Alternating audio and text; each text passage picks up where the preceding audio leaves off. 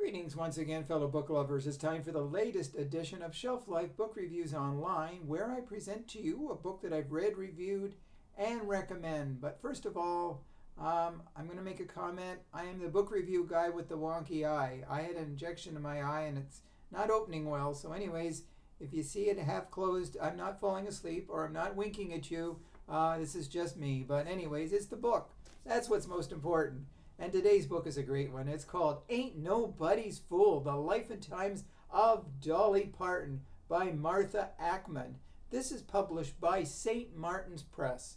It retails for $28 in the United States, $42 in Canada, and it is 282 pages.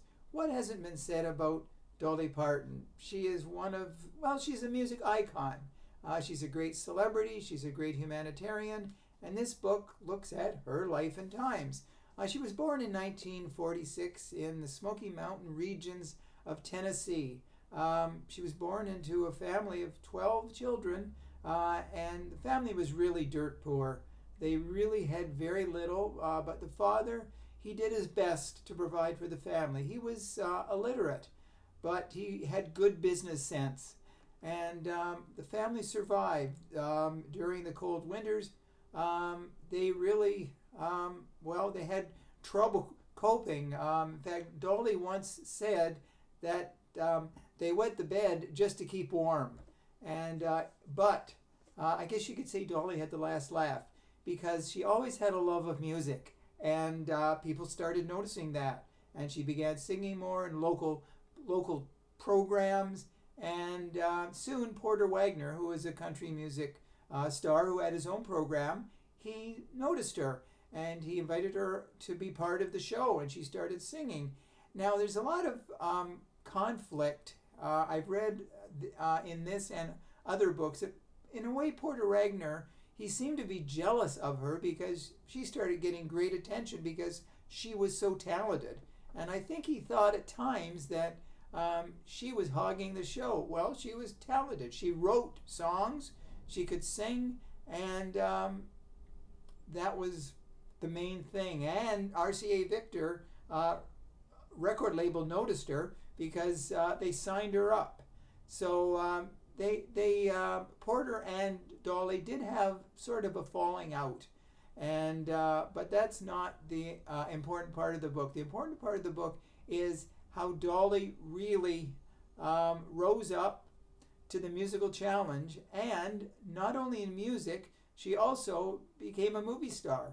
She read the script for 9 to 5, which starred Jane Fonda and Lily Tomlin, and she was one of the main stars of that movie.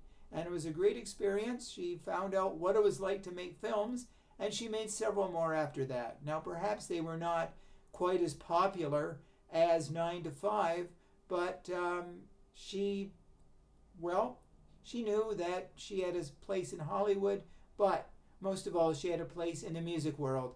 And she is, according to statistics, she's written, I think, 3,000 songs.